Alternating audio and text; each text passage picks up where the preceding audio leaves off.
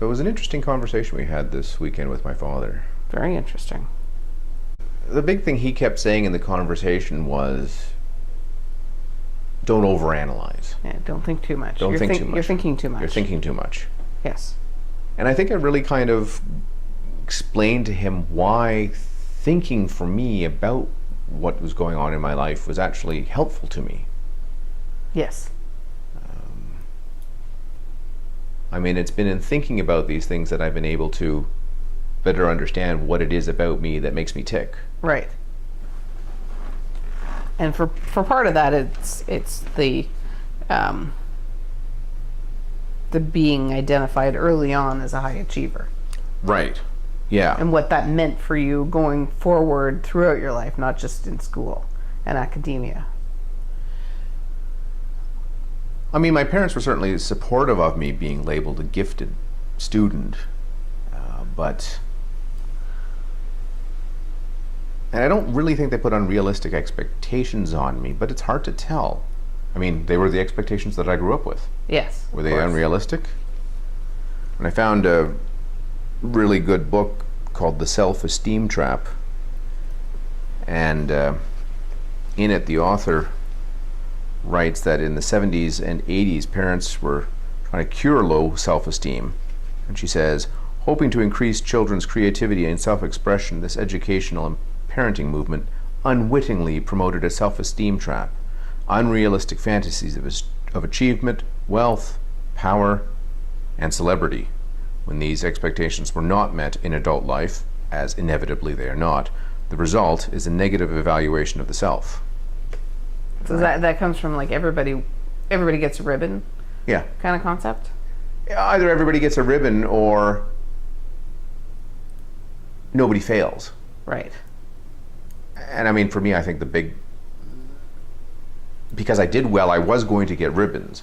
The problem was I needed to learn how to fail. Right. Do you remember the first time you failed? I think I mentioned it this weekend, didn't I? Did I? Being a shark. Oh, yes. Oh, yes. Interesting, that wasn't as traumatic as I thought it was. You'd think it would be, given that sharks was a level in swimming at my local city, and went through tadpoles and guppies, and eventually get to sharks. And I had passed all the swimming requirements, gone level to level to level, year after year without problem. Never really gotten any specific rewards for it. And that year I was in sharks and came out, and I don't know why my father was not more attuned to it, like speaking to the instructor ahead of time to make sure that I was going to pass. But no, he just boldly showed up with a bright yellow shirt that said, "I am a shark." I walked out of the high school that had this pool in which the lessons were being given. Dad, I didn't pass. Oh. Yeah. Well, maybe they were accustomed to you always succeeding. I'm sure they were. But I mean, it's the overthinking that you, and the which your father terms overthinking, you consider thinking. I consider worthwhile analysis of what goes on in your life. Right. And why do you think it's worthwhile? So for me, trying to better understand myself has driven me to reading a lot of books that are supported by research. And in reading those books, I find out that these researchers have interviewed lots of people. And these lots of people have idiosyncrasies, little quirks, and ways of living their life that are very similar to me. And that tells me that I'm not alone. Okay. So if I hadn't been interested in and followed that and read those things, I would perhaps think myself very much alone. And being alone is lonely. You know, why am I the only one to act this way? Right. And because you have low self-esteem, you see it in a negative light. Whereas somebody who had high self-esteem, who thought they were the only one like this, might consider that a blessing and that they're unique. Absolutely. Absolutely. And in fact, I think through most of my youthful time in public school, I thought it was great. I was unique, or fairly unique, you know. There's a small number of other students that did so well as I did, and this was great. The problem was that was all supported by this self-esteem trap. Right. This was supported by getting praise and reward for doing things well. And so I tied my self-esteem to the praise and rewards that I got for doing things well. Get great marks, you get a pat on the back, and a way to go, kiddo, and you feel good. Right. It also means, though, that I didn't try or make attempts to do challenging things or different things out of my comfort zone where I might fail. So you developed a fear of failure. An avoidance of failure. Fear of failure, yeah. This author says, your self-esteem includes knowing and accepting both your strengths and your weaknesses. You discover your strengths and weaknesses from the effects of your action in the world, what you do and produce, and how others see you, and report back to you what your influence has been on them. Good self-esteem comes from actual accomplishments and relationships. It is the byproduct of doing some things well, accepting your limitations, such as when you need help from others, and seeing the good consequences of your influences. The problem was I think I discovered my strengths based on that, but not my weaknesses. Right. Well, what do you think your weaknesses are? Now, having gone through this, like, do you know what your weaknesses are? Are you closer to knowing that? I think my greatest weakness is probably the mirror of my strength. You know, my strength is doing things well or trying to achieve perfection, and probably my greatest weakness is trying to achieve perfection. Right. And it is the quest to achieve perfection is terrible because you really can never be perfect. It drives you to insane lengths to achieve that perfection.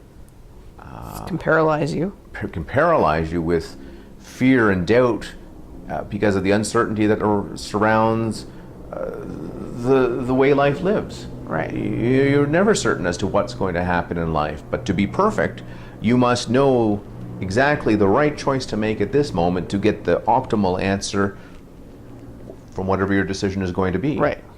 If you don't have enough information, you just are paralyzed with indecision. Right. And that also means then you won't make those quote unquote risky, or what I might view as risky choices. Right. And it's those risky choices which are the ones which potentially lead to failure. Yes. But it's through failure that we succeed.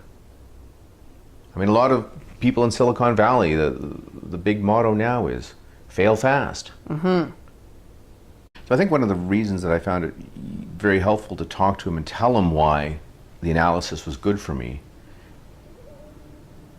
was because it was helpful to me to understand why I did things in the past. And that was helpful. So as I did things in the future, I wouldn't be caught up with my emotions. For example,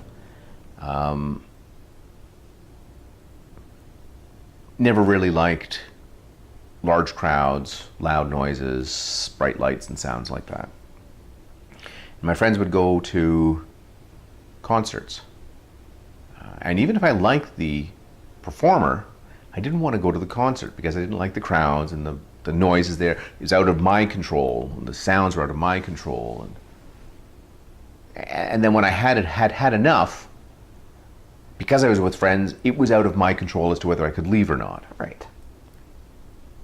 And so that meant I would often say no to going to concerts, which didn't advance me socially.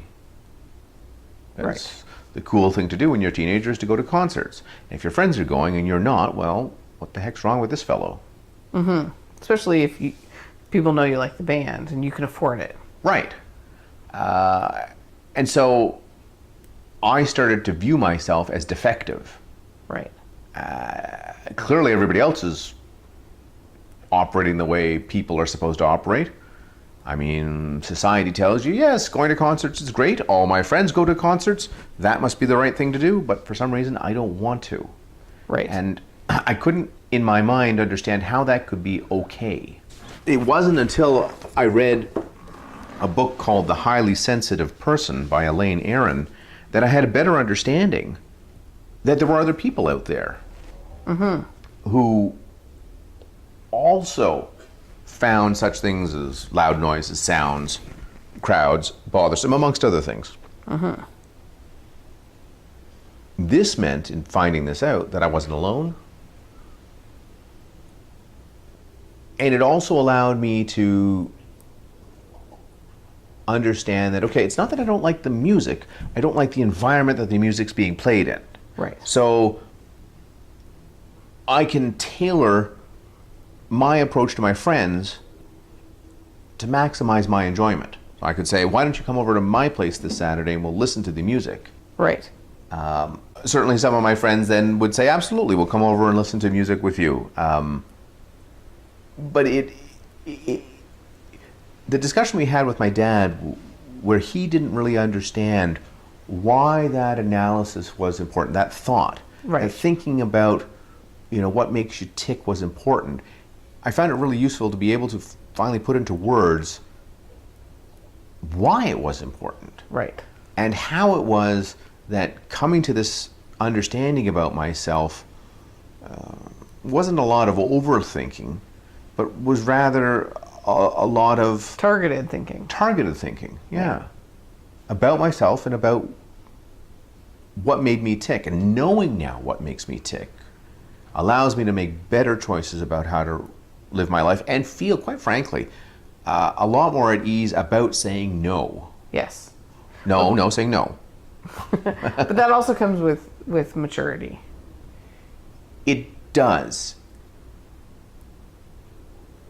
Although I think my father would be, obviously more mature than I am, I think he would be in a better position to be able to get the things out of life that he wants if he had a better understanding of what made him tick. Yes. I think certainly with maturity, you can eventually come around and say, I don't know, I don't want to go to the concert. And so you don't go. And I'm okay with that. And I'm okay with that. But not understand why it is that you don't want to go to the concert. And you may still say, I'm not going to go. And you may say, I'm okay with it. But for me, if I hadn't done the introspection, I would at the end of the day still have this nagging feeling in my mind. What am I missing? Yes. The FOMO. The FOMO, fear of missing out. What am I missing? They're all going to the concert. I'm okay that I'm here by myself, but I think I wouldn't enjoy it. because I But wouldn't- why? But why There's wouldn't always I that enjoy it? niggling why. Yeah. Yeah. So I feel much more at ease now, and I think what I've done is short-circuited years of maturation, years of getting more mature. I'm probably at the position my father's in now, when he's 30 years older than me. He might be, Or even better. or even better, he might be happy with the choices he makes, but not understand why he's making those choices. Yes. I have a better understanding of why I'm making these choices, and that makes me feel much more at ease about the choices I make because I know they are congruent. They are ones that align with who I am and what makes me tick. Yeah, I think that's worth a lot. I think it's worth a lot too. I'm glad you've done it. Me too.